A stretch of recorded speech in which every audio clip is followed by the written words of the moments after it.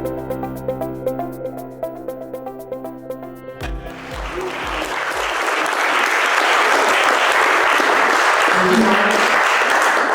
really appreciate what Mark's doing because I think creating community, especially for us in the world of sales, especially in the world of enterprise sales, that's a really cool thing.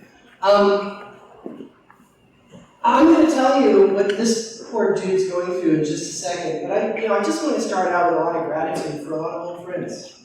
So some of you are very new friends, but I've got some very, very old friends in the room. Douglas Newton in the back is the oldest friend.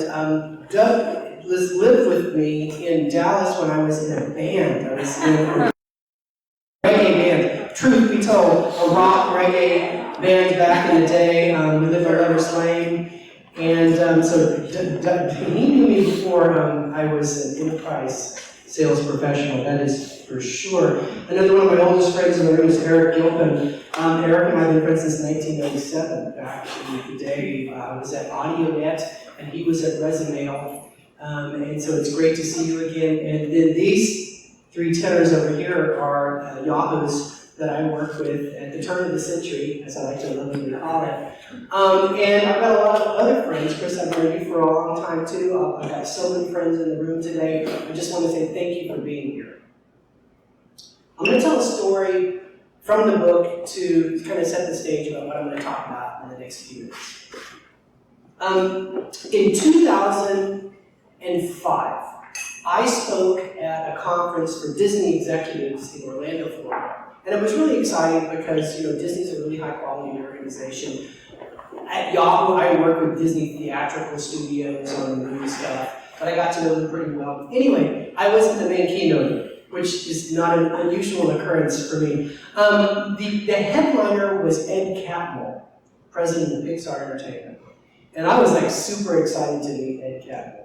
And I did a little bit of research, and my favorite movie of all time at the time, one of my favorite movies, besides Pulp Fiction, was Toy Story. I loved Toy Story. I thought it was a brilliant movie. My son and I saw it several times. It was a great movie. And I'd done some research on it before I met Ed backstage, and I found out that the VP of Creative at Pixar, named John Lasseter, was like the genius behind it all. Because if you don't know the story of Pixar, Pixar was a technology company, okay? They made software and hardware. They were about accelerating, rendering, or what. There was a variety of things they were into, but Lasseter had this idea for a trade show here in Chicago for a little, I think it was like a 20-second animated clip made using Pixar technology called Wall-E. And it was a really cool, very emotive little character. And Steve Jobs, who was one of the lead investors at the time in Pixar, kind of cooks up with Ed Catmull the idea, let's make the first movie ever in a computer. So John Lasseter had an idea, and his idea was to tell a story, a coming-of-age story, about a boy and his toys, but the twist, like to take peanuts and put it on steroids, is that the toys would be more human than human. Pretty simple premise, pretty genius premise. So I'm backstage with Catmull, and I'm like, John Lasseter is a genius. The idea is brilliant. And about the third time I talk about Toy Story, Catmull looks at me and says, it was a troublesome idea from the very get-go. He goes, this idea had a lot of problems. And I'm like, what do you mean? He goes, well, first of all, to make a full-length motion picture animated in a computer, he says the first time we calculated rendering, it's like 30 years it's going to take to render a movie like that. So we had to solve that problem.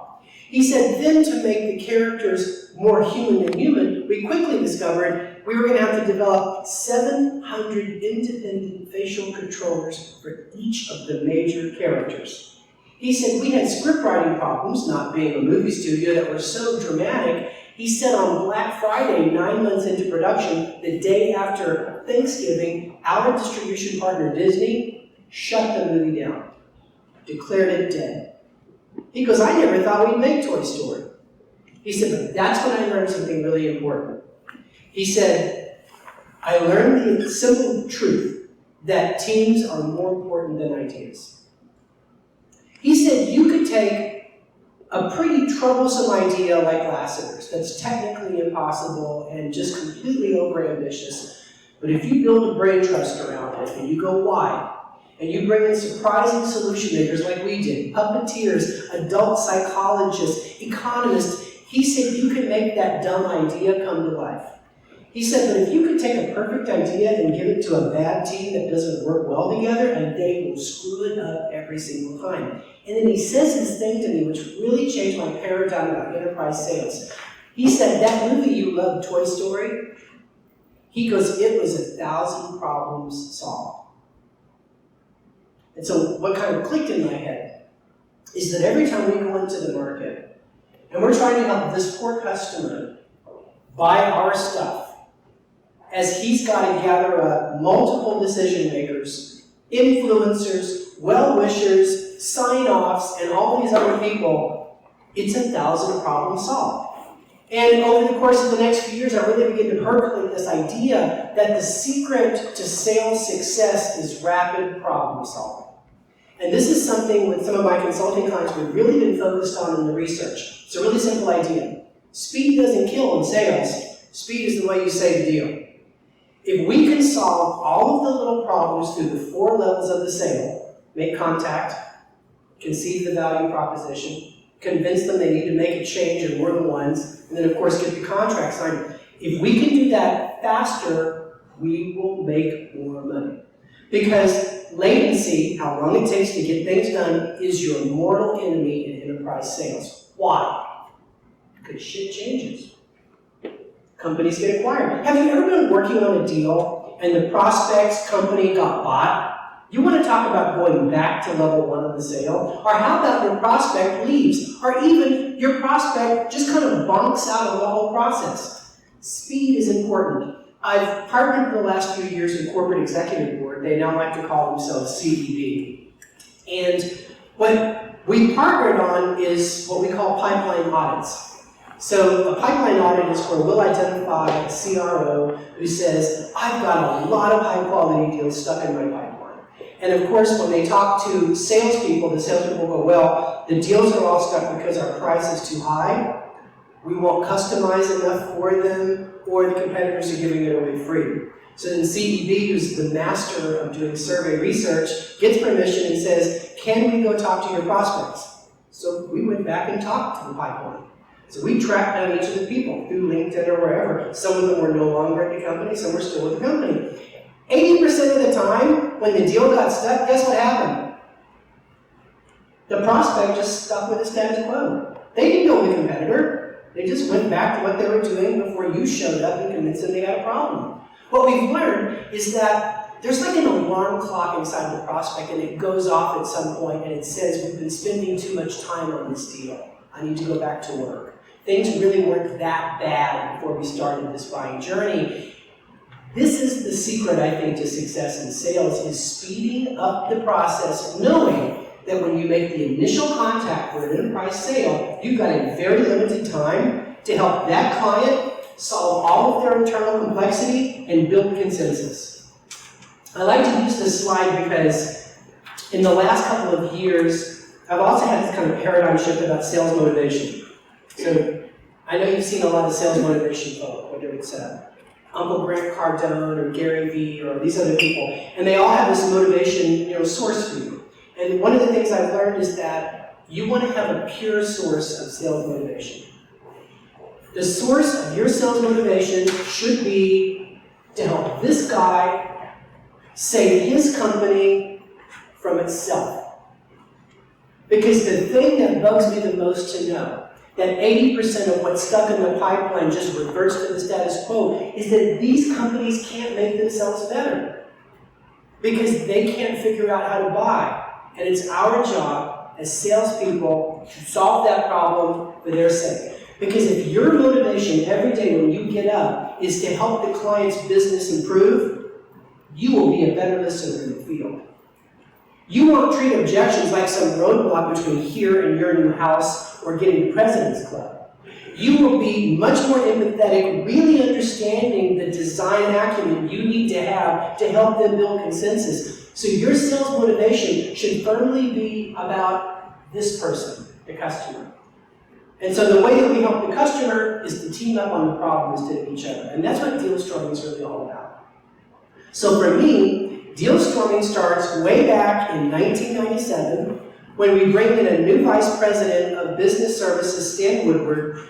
We were a startup audio. There was like 35 people at the company at the time. So it was a very small, little baby startup. We were in a warehouse in Deep Ellum, Texas. Stan Woodward had come to broadcast.com from Ascend, and it was called AudioNet at the time. He came from a router company. He was a multi-million-dollar deal kind of guy. So when he shows up at AudioNet, he took a look at our pipeline, like the deals we had in play. And I think the average deal size was like, I don't know, $2,700. And we were bad and small. And we were selling enterprise hosting of video and audio and live broadcast for corporate. And they were the smallest, stupidest little deals in the world. And Stan had come in to help us scale the business, compete against something called Real Networks. Remember those guys with the Real Player?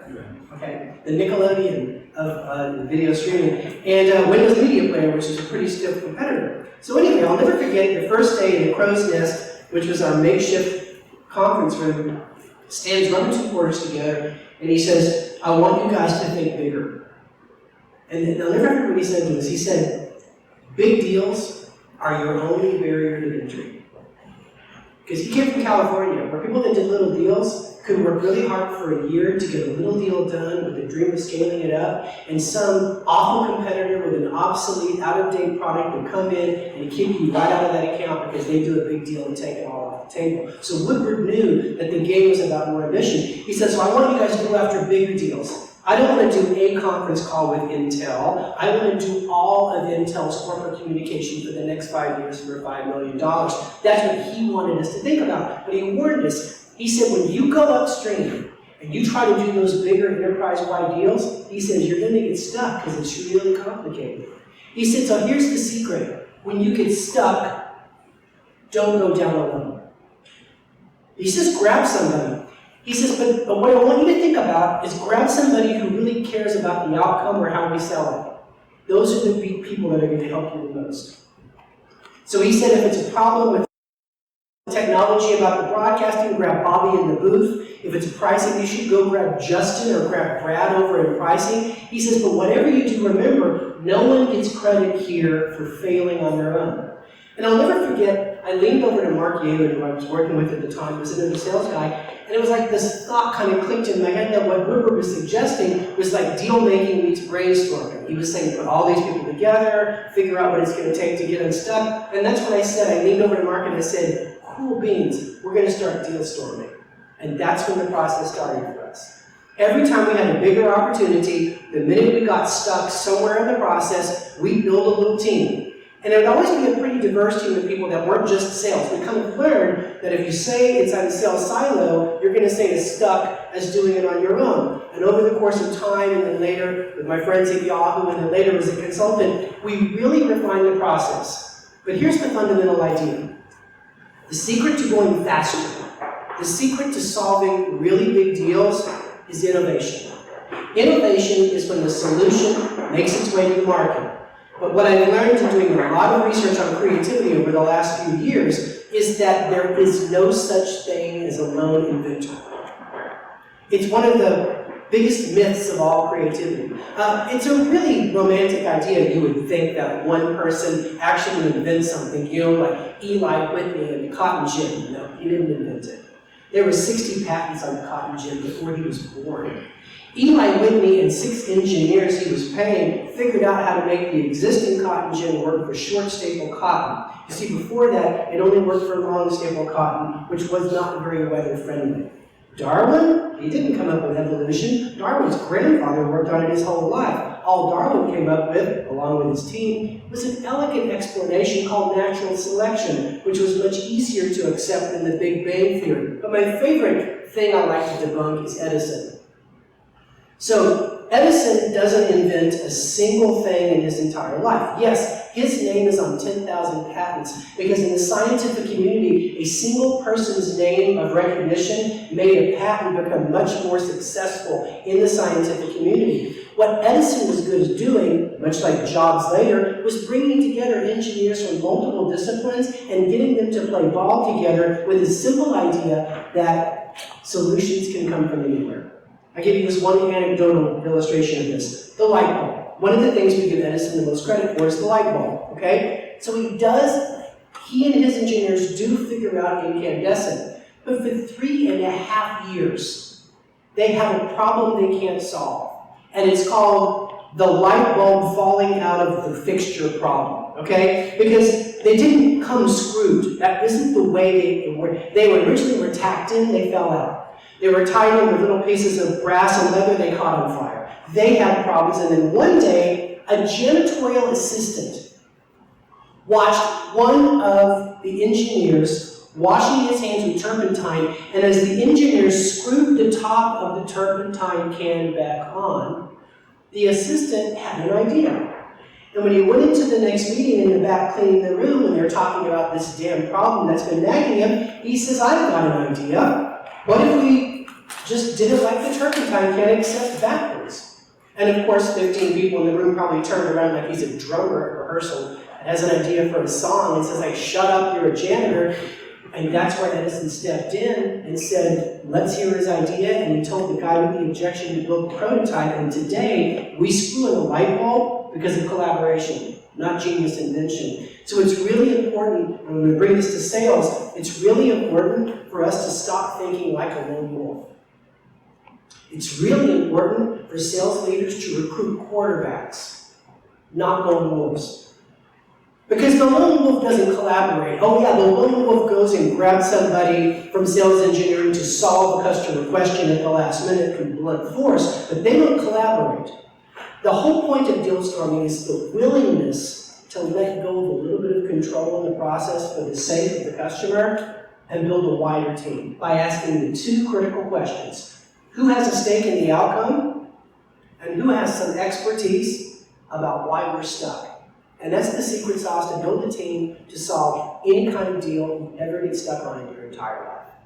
I'm just going to talk about a few more things, and then I kind of want to open it up and make a discussion. Could we go to the next bit here on... Oh, good. The next slide. Next bit apparently is off. Okay.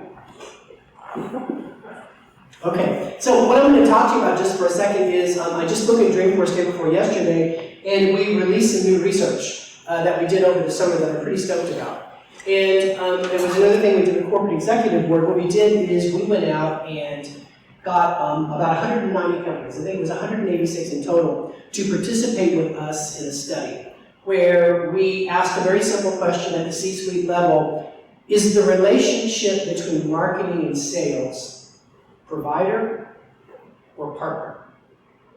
So if sales is the internal customer in marketing, and marketing provides collateral, marketing provides support, etc., that's a provider model. If they have joint responsibilities, if they have joint upside, if they demonstrate a strong favor economy internally, meaning they have a history of doing favors for each other, that's more of a partnership model. So we go out and ask 186 companies about this. Well, guess what we found out? 80-20. 80% told us it's absolutely a provider model. Only 19% said we have a partner model. 1% couldn't understand the question. But 19% were the partner model. But when we did the research, here's what was amazing. The 19% quadrant of the partner model, their closing ratio for high quality deals was 2x. It was 46%. It was remarkably higher. The other thing we found was that when you looked at a complex deal on the sales cycle, it was 60 days shorter. And it wasn't just a question of marketing trying harder. It had to do with the speed at which they operate, because partners don't take days or weeks to get back to each other on those little things in the deal process. Here's the point I'm making. Sales and marketing is called sales and marketing for a reason. And one of the things we can do in sales to really change our ability to drive performance is to create partnerships with those in other departments. And the ones I'm specifically interested in are marketing and the delivery team. If we figure out how to partner with the marketing group that helps us generate demand and the delivery team that delivers on what we promised, we will dramatically increase our performance. And by the way, we change the culture of the organization where we work. One of the things that's really interesting that we got out of the study too was we went back and we asked the 19% of those companies that had a partnership model where it came from. Now you would think that the partnership model comes from like a structure, like they report to the same boss, Or a compensation plan, right? Where it's one of those things where if the company makes its goals, then sales and marketing both bonus the same. Nope. Only 15% of the time was reporting or compensation the source of partnership. You know where partnership came from? It was organic, and it usually started by sales. It came from a reciprocal set of favors they started to do for each other. We were talking to one company, WO4, and they were talking about the idea that what they have in their company that makes them different than their competitors is that they have a history of sales reps winning awards for helping other groups. I want you to stop and think about that for a second. It's usually not the way that the value flow works. That's sort of like asking a mortgage broker to give a referral to a realtor. That's not the value flow. It goes the other way. The realtor finds the client and gives it to. But in these winning companies, salespeople would participate in a voice of the customer marketing program and make it sizzle so much that a sales rep gets an excellence award from the marketing group, or from the operations group, or from the finance group. So one of my big things I want you to take away is that changing the culture of your company to be more teamwork oriented starts with you. There's a lot of ways you can make it a closer relationship. Bring marketing in at the first sign you're stuck and make them an equal partner at the table and give them a voice, and don't do it as a last resort. Go out of your way every time you get a chance to find some way you can help them figure out how to solve problems. And I give you a very modern example of this. So in our world, when you look at the new role of marketing, they're now lead gen at so many companies. And when I go look at various companies and you look at the marketing function, you look at the headcount, there's a big piece of the headcount that generate leads. And then I'll go talk to the lead gen folks in marketing, who I call sales in sheep's clothing. And I go talk to those folks in marketing. Their disconnect from sales is dramatic. The only time they hear from sales is when, quote, the leads are real good. That's not a way to have a relationship. Sales needs to think differently about marketing groups that generate opportunities for them by giving them faster, more honest feedback, as well as praise when things go right. Another one of the companies that we interviewed that really figures this out is a surprising example is Raytheon, the defense contractor, who has, for their kind of business, especially on commercial, an amazing closing ratio. And one of the things they love to do is to catch other groups doing something great and make a really big deal out of it. So when they see something going on in contract operations delivery, something going on in what they call business development instead of marketing, they make a very big deal out of it in terms of recognition. Now, I know the Career Builder does that. They talk about it in the book by giving people outside of sales the Spirit of Excellence Award, but it's just something we have to think about on a day-to-day basis. I want to think one more thing here about collaboration. Over the course of the last few years, rolling right up to the book launch, I've been keeping case studies and a database of problem solving in particular meetings and how many perspectives were in the room. So what we would do is we would survey clients, consulting clients, to figure out the construct of who was in that room when they were collaborating. Because it's not about having 5 people in the room. What we've learned, it's about having multiple perspectives in the room. So through over 100 case studies, here's what we've learned. If you're sales, you get stuck in a sales challenge, you're going to go it on your own, so it's you and your coordinator and your boss, you have an even chance of solving the problem, you're just going to go try to solve whatever problem exists between you and the deal. It could be a value issue, it could be a reporting issue, it could be a closing issue, whatever it is. We learned when you add the second perspective, think sales and marketing, your chance in that meeting of solving the problem right in front of you increases by 50%. When you add a third perspective, think sales and marketing and service, your chance of solving that problem at the deal level goes up by 20%. But we learned the magic number. When you have 4 unique perspectives in the room, think sales, marketing, management, operations, and making it up to 4 ways of seeing the world. In our research, your chance of solving the problem goes up by 300%. If I had the chart, I'd show you the graph here, because after 4, it turns into a go rodeo in terms of performance, okay? At 5, it goes back to 50. At 6, it goes to 0. At 7, it's negative 50. At 8, you're never going to solve the problem. But the magic number is 4. And that's a takeaway I want you to have. And it makes sense, too. Steve Jobs was once asked what he considered the perfect model for starting and running a business. His answer? The Beatles. not Bob Dylan. He said the Beatles are the perfect model for a successful business that innovates and pivots and survives and thrives. Here's 4 people that can hardly stand each other. Hardly stand each other, but they complete each other. Where one has a constraint, another has a hit. And that's exactly the secret to success, especially in sales. Now we see collaboration in other groups. We see product doing a lot of collaboration. We see a lot of other parts of corporate, say in the finance or operations group, doing a lot of collaboration. But for us in sales, the secret is letting go. One of the things I tell people all the time is that 0% of $10,000 is still 0%. We've got to remember that sometimes we open things up to other people, we share the credit, we share the glory, depending on your structure. You might also share some of the upside, but together we win. And that's the whole idea behind Dealstorming. Here's the last thing I want to say, and then I want to take some questions from you.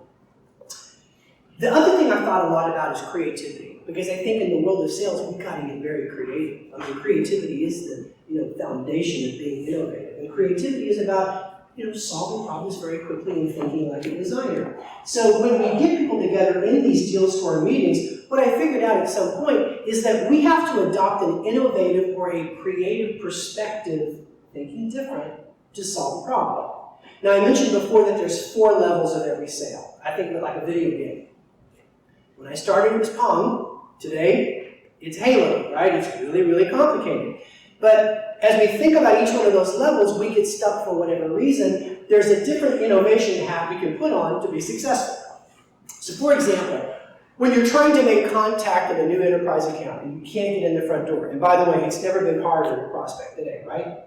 I mean, I came up in a world where you literally could stop and drop your business card off, and if you could sweet talk whoever was at the front desk or hang around long enough, you could get an impromptu meeting. I came in a world where you could call people and they didn't see your phone number on caller ID and they'd pick up the phone. I was there at ground zero when we would send an email and we would be the only email friend of the prospect and they would answer it. Okay? I've seen all of these things lose their effectiveness. So you got to think like a hacker. The ultimate prospector puts the hacker hat on.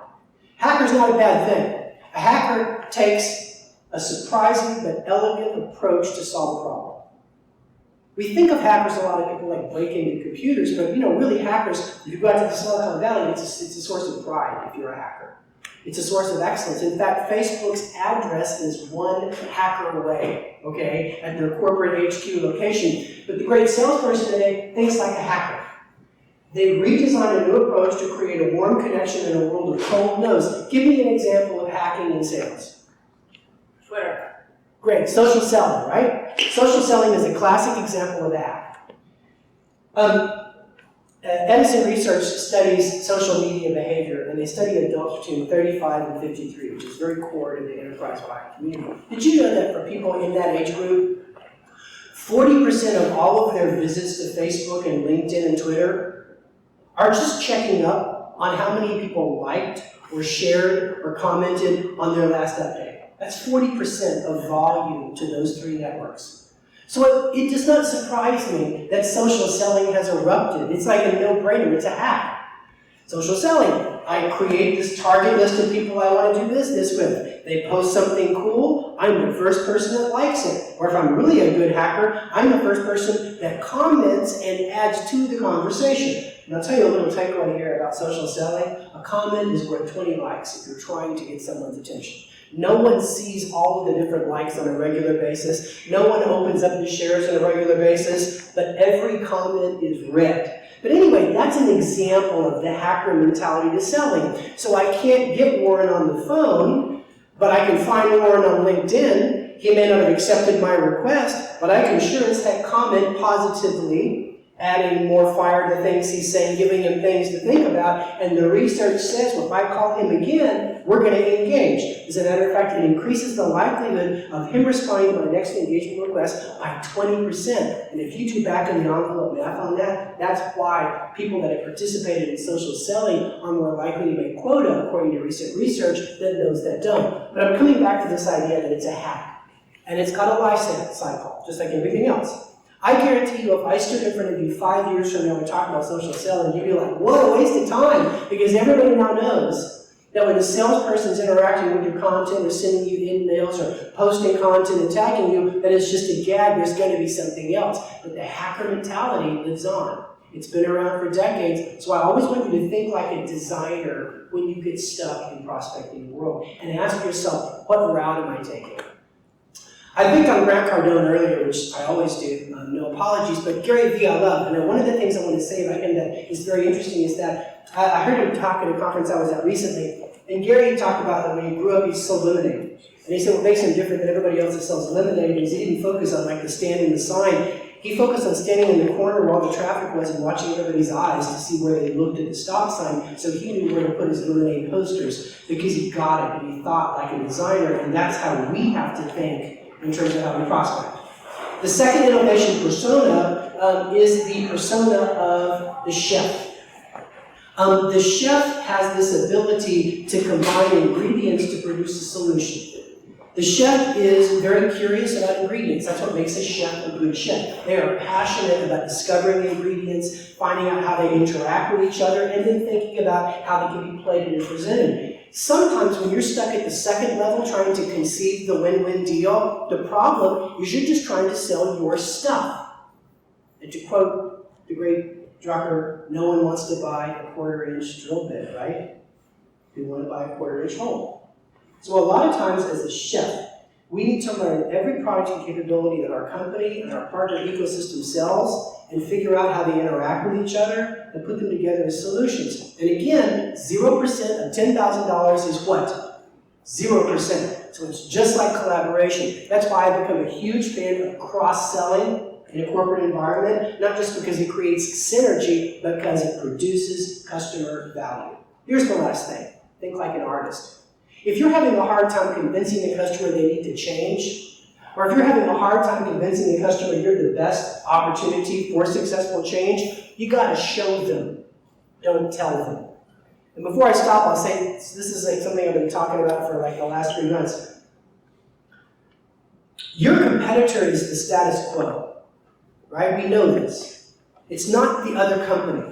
You're chasing a red herring if you keep thinking that some headline you read about another company's new widget feature or customization capability or cheaper freemium price that has nothing to do with it. Your job is to convince the customer to change the way they do business because we sell enterprise. Every sale we make, we're convincing someone to change. And that's why they can't do it. Because change has a lot of uncertainty to it. And to make a change, you've got to convince a lot of different people on the other side to make a change.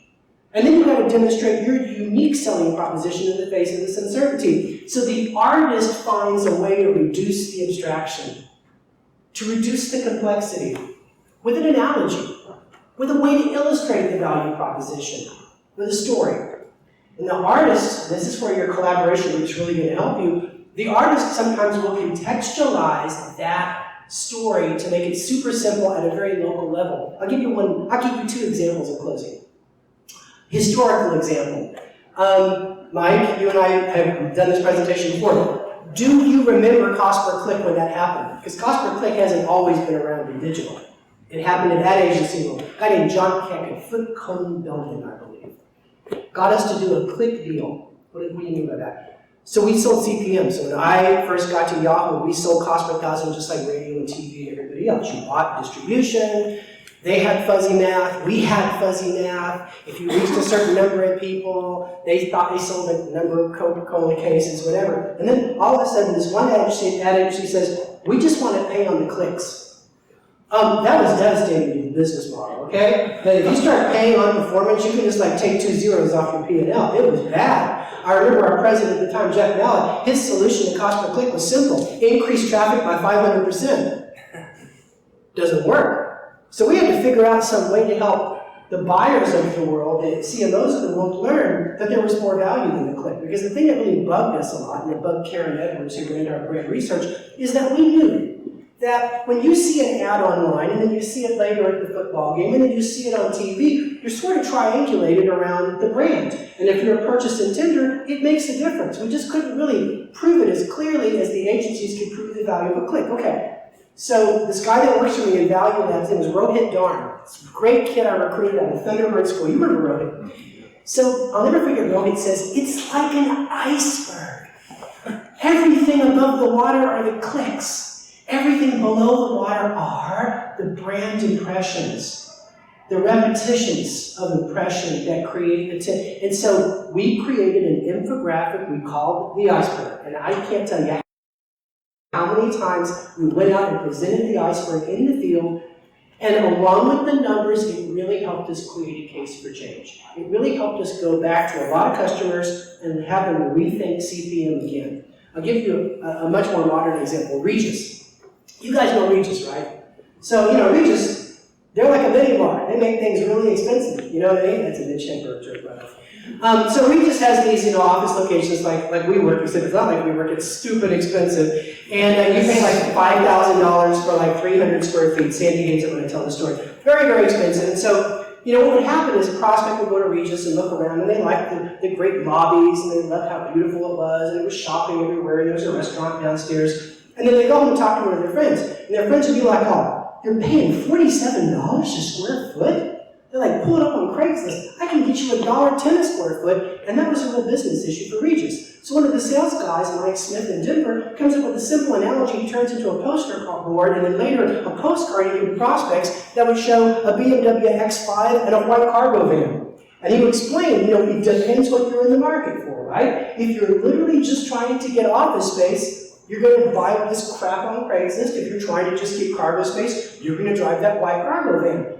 But if you want a working experience, the ultimate working experience, what are you going to buy? You're going to buy the BMW, you're going to buy Regis. That's a good one. But when they went into the enterprise market, and they were going to meet with big Fortune 500 companies and saying, here's what we want you to do. We want you to stop building headquarters. Get rid of that. It's a bad idea. Stop adding facilities, because that's a liability. They got kind of stuck because a lot of these folks had a hard time kind of changing the way they thought about, facility management, where employees are housed. And then finally, a brainiac in the sales operations group in a meeting comes up with the idea of why don't we position Regis Enterprise as the cloud computing of facilities.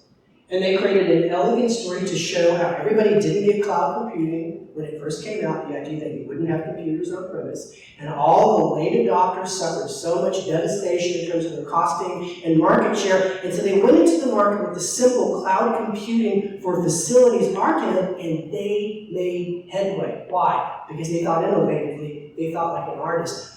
And the thing I want to close with is no one person has the whole idea. It's all of us, because in every one of the situations, it's all yes and. So Rohit has an idea, and then Karen's group builds on the idea. Judith Nagy and one of the research groups builds on the idea, and the iceberg happens. Not one person, at least 6 people work on that. That's your challenge too, because the more willing you are to go wide when you get stuck and put on the right innovative hat, quite frankly, the more you're going to sell. And that's the end of the story. Thank you guys so much. I'm going to take the time to questions.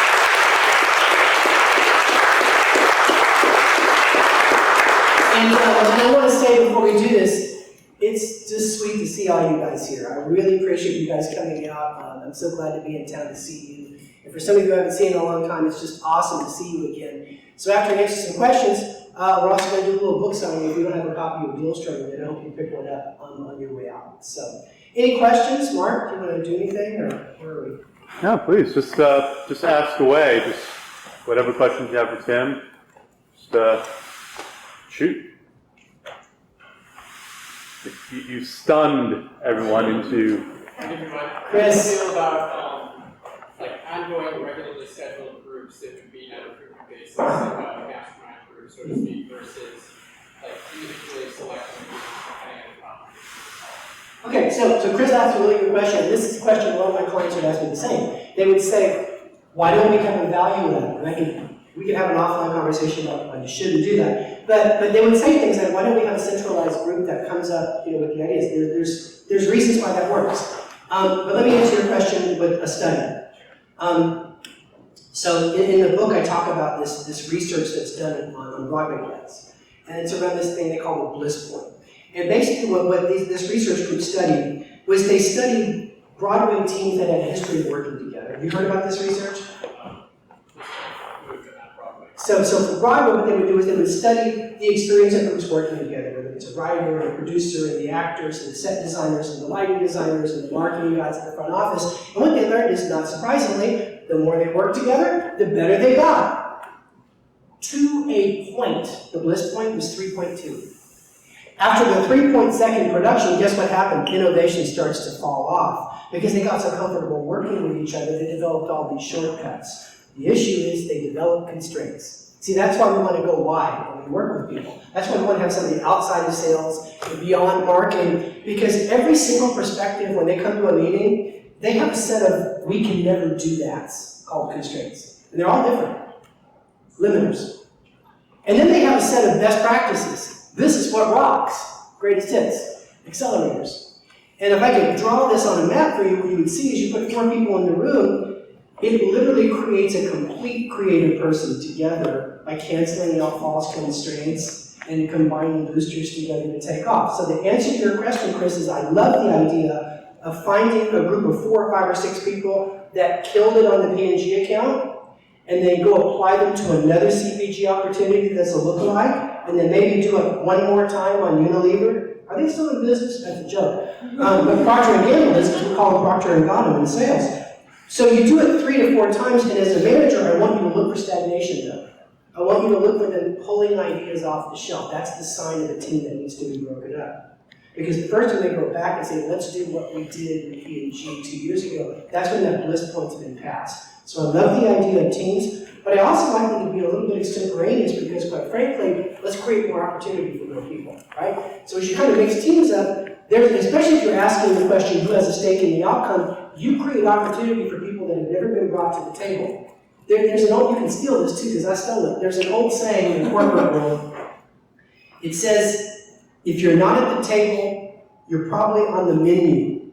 Have you heard that one? It's true. So there's a lot of people that would love to be at the table for a major deal that's being worked on or a major account crisis. So we want to kind of expand the circle a little bit because every person that participates in these, they grow up to be something better. And to your point, I'll add one more thing. So me personally, when I went to work for Cuban at AudioNet, I struggled in the beginning. And you know that, Eric. I was over on the educational division. I was doing stupid little deals. I tried to figure out the thing with you guys on Testify. I was not a top salesperson. I was a top 5. And we only had 6. Okay, so, and it was because I was, I come from TV advertising. I was trying to get this leap into business services. And so I really wasn't given the chance at really choice or plum accounts at the time. And so another sales guy on the team who was number 1, Kyle Smith, had this really good prospect on the line called WinCom. WinCom broadcast Stephen Covey Sr. and Tony Robbins and Tom Peters by satellite. So WinCom had a vision that we could work with, broadcast.com and save a lot of money. But Tom Peters was coming on the sales meeting. So Tom Peters was flying into Dallas, and it scared the crap out of the sales rep, Kyle Smith, because he was like, I didn't know who Tom Peters was. I was in a band. Remember, I was in a band. I didn't know. Tom Peters, who's that? Stephen Covey, that guy's Paul. But it was like, so Kyle's in the meeting, and we were having the updates. Kyle says, we're going to bring in Tom Peters, and Mark Cuban's not coming to the meeting because Mark don't do demos. Mark takes checks. And so I'm the idiot. I said, well, what's the presentation? Well, we wanted to do like an hour about the future of the internet. And I was like, I'll do it. Kyle says, you'll do it? I'm like, sure. What have I got to do? I'll make a PowerPoint. Thankfully, my wife Jacqueline convinced me after she Googled Tom Peters to not show Tom Peters a PowerPoint presentation. He was the PowerPoint master. Anyway, the point of it was, I got right into a pseudo deal storm for Kyle. And I gave an hour and a half, because you guys know me, I talk too long every single time. I talked for an hour and a half to Tom Peters about the future of the internet, and I used a whiteboard and the whole bit, and at the end of it, Tom asked me, son, do you believe in freedom of speech, or free speech? And I said, absolutely, sir. And he goes, good. Open for me in 2 weeks at the World at Work in Atlanta. And that was my first public speaking gig, 800 people. That's where it all starts for me. And then Cuban says, get him out of the education thing and put him into retail, and my phone rings 2 weeks later, it's Victoria's Secret, and the story just writes itself. So my point to you is create opportunities for other people. Collaboration isn't just about getting your deal done, it's about widening the circle at work. Because you just have no idea who will step out of the shadows, maybe make a fool out of themselves, but maybe find a stepping stone in their career. And I think that's the opportunity here too. So it's a good question, great question. Yes, wonder what your thoughts are regarding the in terms of a proposal, an idea, whether it's internal or even external. Now, and I've been reading some things, there's the don't do the long email, do the long email, do the long presentation, do the short presentation. What is in terms of conveying an idea, not so much making the sale and closing, but just saying, hey, here's what we've got to offer, short, long, what are you thinking now? Well, I mean, the medium's important. So I don't think you're going to convince anybody by typing. I tell this all the people that sales development rep thing just makes me crazy. I look at that and go, oh, we're going to look back on that one at Pointcast. So I don't think anyone can type themselves to success. At the end of the day, it's about the medium. If you try to draw a line back from enterprise sales, it's face, it's video. It's at least FaceTime, but it's probably a medium. So to answer your question, Dave, I think that the secret to success is getting more meetings, okay? And this is something I'm working with one company on right now, that they figured out the metric. If they just increase the number of meetings and decrease the number of email exchanges in this email me, I'm busy world, it just flips all their metrics. Because they know for a fact what happens when they get in front of that client. Why? Because we have the interactive bandwidth for me to tell you the story and you to listen to the story, and not just look at a slide and make a yes or no decision. Especially since the enemy is the status quo, right? So telling them what you do is really not the issue. Telling them that they have a crisis is the issue. So let me answer the thing about email. If I were to give you one piece of advice, I would say study the subject line like a beat reporter at BuzzFeed writes a headline. The secret to getting more meetings is being better at writing subject lines. Like if I could tell you one thing to never do ever again is to email the client and say, I just want to check in with you. I mean, if you ever want to never meet with an intelligent buyer again for the rest of your life, just say, I'm just touching base. The client doesn't want you to touch base or check in. There's only two reasons the client wants you to call them. There's been a breakthrough or there's a problem. That's it. You have to do, I mean, I've seen this with this one media group, but you have to be authentic. You can't cry wolf. But they things like, the super concerned about your KPI metric 6, has just been invalidated by this study. And that'd be the subject line. They're like super concerned, and this is a marketing company where the KP6 is like a really important metric. They buy all their advertising this time. So the sales reps I'm super concerned about that. There's a new study. I got to walk you through it. I'm not going to say I have to talk to you about it. They created a problem, and they did it all with subject line because that customer is only looking at the subject line. So that's the first thing. The second thing is that, as we learned from CBB, if you're responsive and if they say, hey Sam, would you send me that deck? You're overwhelming them. That's part of the reason they bonk out and quit the process. You need to learn how to say no.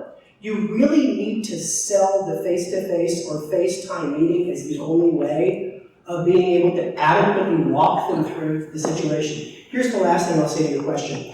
When you're in the meeting, you got to give good ROA. ROA is like return for attention. And one of the things I started to look at the end of my days at Yahoo, and then as I got into consulting, was word count. And then as I started to go out and consult with various media companies, we would go into the field and we'd sit with clients, and it'd be like a meeting with 10 people around the table, and we'd say, hey, we don't want anything to fall between the cracks, and you don't either. So we're going to pay for transcription out of our pocket. And it used to be expensive, now it's not. With Rev, it's $1 a minute. So we'd say, we want to get your permission, we want to set this recorder down on the table, let's have a conversation, we'll send back a transcript, we'll highlight everything that's noteworthy, and we'll underline everything you promised.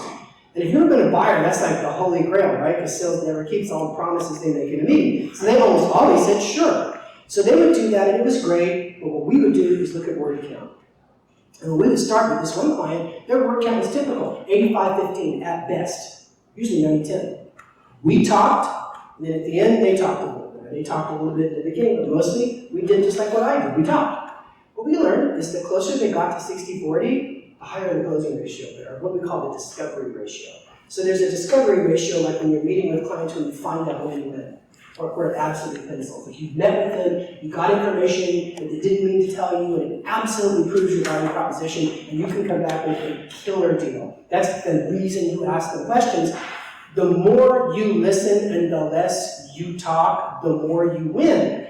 But the problem is in execution. So it's not like you can't just sit in the meeting, like you're sitting in front of the client and they go, okay, you're like, oh, I'm just trying to keep my word count down.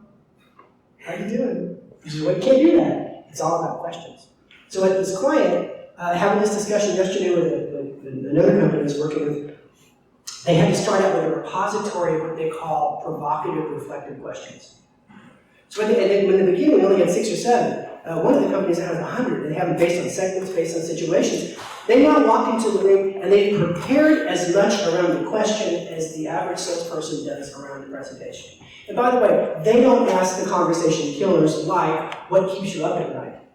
Tell me about the last program that failed. These are not the questions you ask. You ask the kind of question that when they answer it, you can feel them working it out in the conversation. They begin to reflect. They can't quite sleep well at night the next night when they're thinking about it. Because if the customer learns something about their business and talking to you, it's a win-win. Because you got the information and you didn't waste their time. Because the customer doesn't want to brief you like, here's how we do business, here's how we buy things, here's the history of the company. That's not the kind of questions they want to answer. So, creative subject lines and even more creative questions equal bigger opportunities to sell and solve problems. So. All right, you guys. Oh, yeah, one more.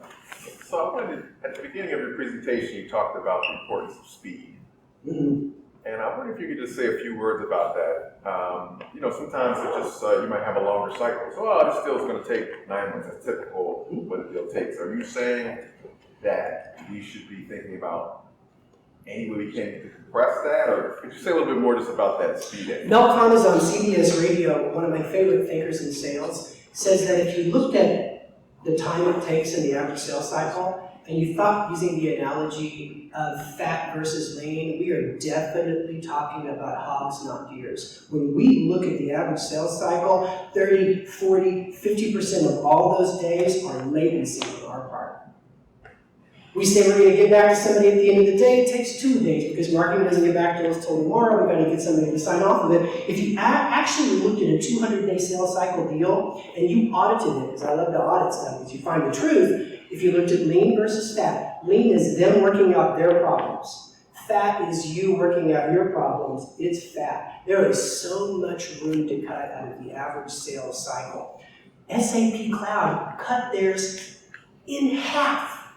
In 1 year, because they get a guy from Ariba Networks that comes in as the COO that begins to audit all the sales cycle and he finds all the fat. And they just kind of change their rules of engagement. If I'm meeting with you and I say I'm going to get an answer back to you that helps you kind of get a sign off from IT, it's a sprint. We're going to go home and get you an answer before you go to bed that night because we know our competitor, the average big old bureaucratic company, they send an email and it's going offshore, it's going here or there, and the person answers the email in 2 days, and then they answer that email, and all of a sudden it's not taking a day to get the answer back to the client, it's taking a week. So a lot of it's that latency, and the value of getting everybody in the room is that you get all the answers in that moment. And so that's why this deal storming thing takes so much of the fat out of the deal, because you're taking this whole email chain of moving the deal forward and you're compressing it greatly. So I think that's part of it. It's certainly not about more forceful closing, especially since the buyer, there's no such thing as a buyer or a decision maker anymore. It's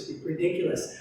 There are change committees inside organizations led by mobilizers. Sometimes there's a business owner who's going to come out of his or her budget, but that doesn't mean that he or she can't pull the trigger on any kind of quality deal. So all this stuff you read about closing academies and being unreasonable on objections, that's okay, but if you can figure out how to be a quarterback for resources and solve latency, you'll actually outperform those folks and make a lot less enemies in the market over the course of time. So, Stu. Yeah, and maybe this sort of answer it, but in those cases, I like that you used about the internal alarm clock or pain point or feeling that's why they're interested in talking to you.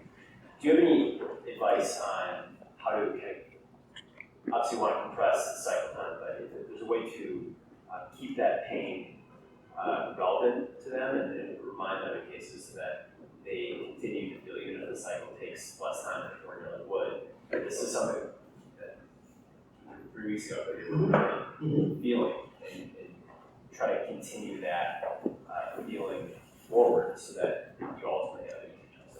I think you have to schedule that and you have to apply yourself to be very creative about it. So I think that if you know you're in the longest sales cycle and you've created a sense of urgency, you need to set up a series of alerts. You need to have a certain amount of time to put towards research. You want to partner with a market research group, but you have to update them, but you have to be very intelligent, write good subject lines, and be creative. And everything you have to tell them has to be unexpected, something that they don't know already. But you have to schedule that. If you see a long deal, then you have to ask yourself, what's the longest period of time that can go on between now and when I reinforce urgency? And I can't use the same thing twice. So that requires a lot of commitment on your part.